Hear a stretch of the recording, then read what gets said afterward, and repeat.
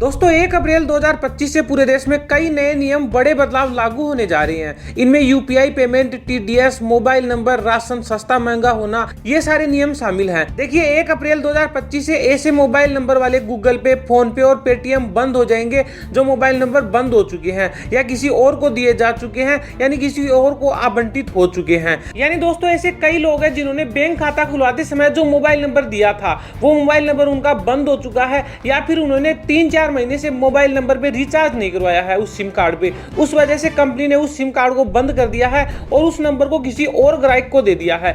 इस वजह से ऐसे जो नंबर है उनको बहुत बड़ी दिक्कत आ सकती है, उनके साथ धोखाधड़ी हो सकती है।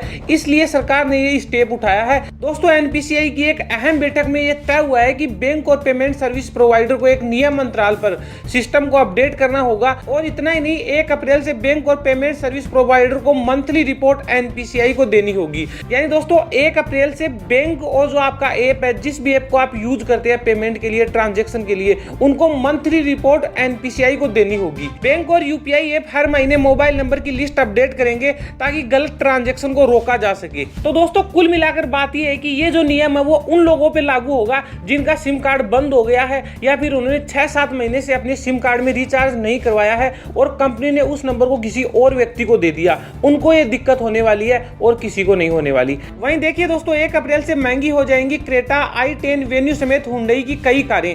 देखिए अगर आप हुंडई की कोई भी कार लेने की सोच रहे हैं तो फटाक से खरीद लीजिए, क्योंकि 1 अप्रैल 2025 से क्रेटा, i10, वेन्यू समेत हुंडई की सभी कारें महंगी होने वाली हैं। अगर आप हुंडई की कोई भी कार खरीदने की सोच रहे हैं तो जल्दी से बुक कर लीजिए, क्योंकि दोस्तों अप्रैल 2025 से हुंडई अपनी गाड़ियों के दाम में 3% तक की बढ़ोतरी करने जा रही है। कंपनी इस मूल्य वृद्धि की वजह इनपुट कॉस्ट, कच्चे माल की बढ़ती कीमत और बढ़ती ऑपरेशनल कॉस्ट बता रही है। अलग अलग मॉडल और वेरिएंट के हिसाब से कीमत में बढ़ोतरी की जाएगी।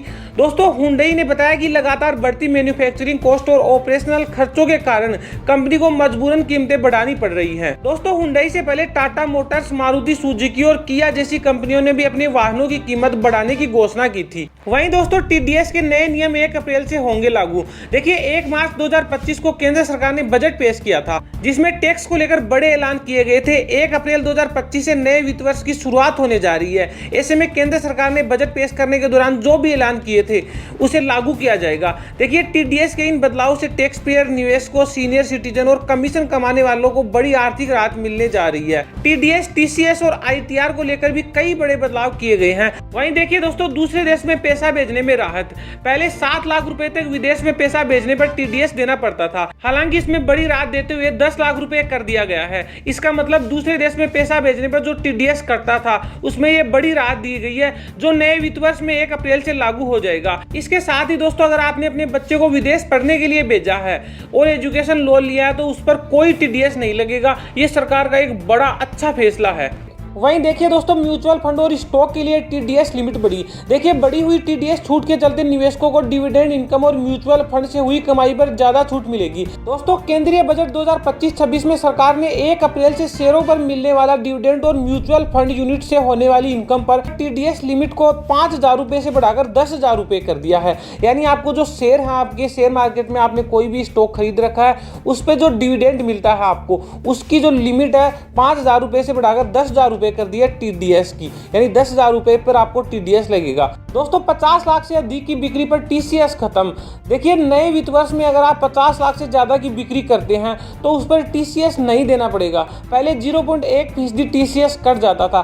तो ये भी एक सरकार का अच्छा फैसला है जो कि 1 अप्रैल 2025 से लागू होगा। यानी दोस्तों अगर आपकी कोई दुकान है, शॉप है, अगर आप कोई भी सामान बेचते हैं तो उस पर 50 लाख रुपए की बिक्री पर टीसीएस खत्म कर दिया गया है। पहले ये टीसीएस है वो 0.1% कट जाता था, लेकिन अब इसे बंद कर दिया गया है। अब आपका कोई 50 लाख रुपए तक आपका कोई टीसीएस नहीं कटेगा। वहीं दोस्तों पहले अगर आप टीसीएस जमा करने में देरी कर देते थे तो आप पर कानूनी कार्रवाई की जा सकती थी।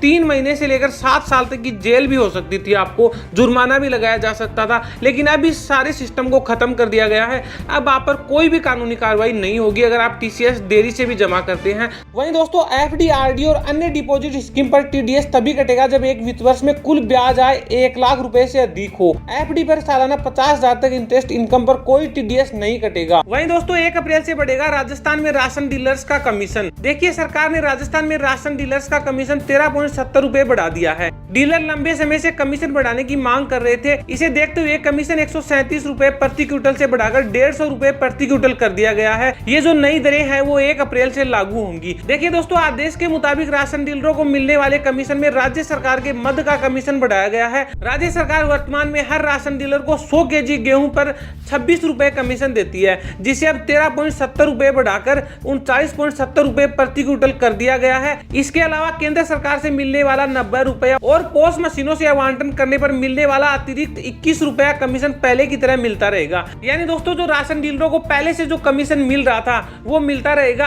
अब 13.70 रुपए बढ़ा दिया गया है और ये राज्य सरकार ने बढ़ाया है, केंद्र सरकार ने नहीं बढ़ाया। तो राजस्थान में राज्य सरकार के जो डीलर हैं जो राशन बांटते हैं गरीबों को, उनको 13.70 रुपए है वो और मिलेगा कमीशन। यानी अब उनको 100 केजी गेहूं देने पर 150 रुपए का कमीशन मिलेगा। वहीं दोस्तों फास्टैग से जुड़े नियम अगले कुछ दिनों में बदलने वाले हैं। महाराष्ट्र राज्य सड़क विकास निगम ने हाल ही में इस बात की जानकारी दी है दोस्तों कि 1 अप्रैल 2025 से मुंबई के सभी टोल प्लाजा में फास्टैग ओनली सिस्टम को लागू किया जाएगा। इस कदम के पीछे का मुख्य उद्देश्य टोल भुगतान को सुव्यवस्थित करना और टोल बूथ पर यातायात की भीड़ को कम करना है। वहीं दोस्तों ध्यान दीजिए कि जो लोग बिना फास्टैग के टोल प्लाजा से गुजरेंगे उन लोगों को डबल टोल देना पड़ेगा, यानी दुगना टोल का भुगतान करना पड़ेगा। और वो जो टोल का भुगतान है वो आप क्रेडिट कार्ड, डेबिट कार्ड या यूपीआई के जरिए भी कर पाएंगे। लेकिन अगर आप बिना फास्टैग के गुजरते हो तो आपको डबल टोल लगेगा, यानी आपसे दुगना टोल वसूला जाएगा। इसी के साथ देखिए दोस्तों 1 अप्रैल 2025 से लागू होगा नया जीएसटी नियम। इनपुट टैक्स क्रेडिट के लिए आईएसडी अनिवार्य होगा। जो लोग आईएसडी के रूप में पंजीकरण करना चाहते हैं या नहीं, यह व्यवसायों के पास पहले विकल्प था, लेकिन अब 1 अप्रैल से सरकार ने इसे अनिवार्य कर दिया है। सभी व्यवसायों को आईएसडी के रूप में पंजीकरण करना अनिवार्य होगा दोस्तों। 1 अप्रैल 2025 से इनपुट सेवा वितरण ढांचे को भारत सरकार ने अनिवार्य कर दिया है। यह नियम उन लोगों के लिए अनिवार्य हो गया है जो केंद्रीय संस्था से सामान्य इनपुट सर्विस चालान रिसीव करते हैं और अलग अलग स्थान पर इनपुट टैक्स क्रेडिट आईटीसी वितरित करते हैं। वहीं दोस्तों 1 अप्रैल 2025 से गाड़ियों की लिमिट के लिए लागू होंगे नए नियम। स्क्रैपिंग और रजिस्ट्रेशन पर भी बड़ा अपडेट। देखिए दोस्तों यदि आपके वाहन ने 15 साल की आयु पूरी कर ली है और उसके रजिस्ट्रेशन को आगे की अवधि के लिए बढ़ाया भी नहीं गया है तो उसे घर पर रखना अब गैर कानूनी होगा। यानी दोस्तों हर वाहन की लिमिट है वो 15 साल होती है। अगर वो पुराना हो जाता है और उसकी लिमिट पूरी हो जाती है तो उसके बाद उस वाहन को कबाड़ में देना होता है या फिर उसको जमा करवाना होता है। तो अगर आप ये काम नहीं करते हैं, आप उसे कबाड़ में नहीं देते हैं या फिर आप उसे सरकार को नहीं जमा कराते हैं और उसको गैर कानूनी है फिर भी आप उसको चलाते हैं तो उसको लेकर अब आप पर कार्रवाई हो सकती है। वाहन स्क्रैपिंग के नए नियम के तहत आयु पूरी करने के 180 दिन के भीतर वाहन को पंजीकृत स्क्रैपिंग या संग्रहण केंद्र पर अनिवार्य रूप से जमा कराना होगा। ऐसा न करने पर वाहन स्वामी के खिलाफ मोटर व्हीकल एक्ट के तहत जुर्माना, वाहन का रजिस्ट्रेशन रद्द करना और दूसरी कानूनी कार्रवाई भी की जा सकती है। यानी दोस्तों आपके पास कोई भी वाहन है, चाहे कार हो, गाड़ी हो, कोई भी वाहन है, उसके 15 साल पूरे होने पर आपको उसे जमा कराना होगा 180 दिन के भीतर।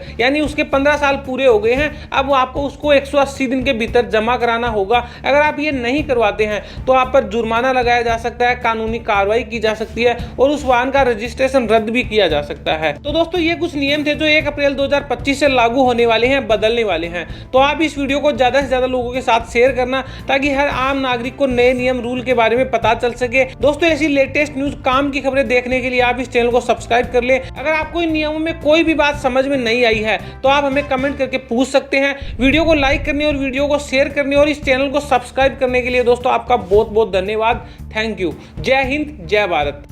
आप खबरें ही नहीं उनका विश्लेषण भी देखें नए अंदाज में। बीएन हिंदी न्यूज चैनल पर आपको मिलेगा राजनीतिक विश्लेषण, खेल जगत की खबरों का विश्लेषण, दिन भर की टॉप ट्रेंडिंग खबरों का मॉर्निंग न्यूज बुलेटिन। अभी बीएन हिंदी को यूट्यूब में सर्च करें और खबरों के विश्लेषण की दुनिया को एंजॉय करें।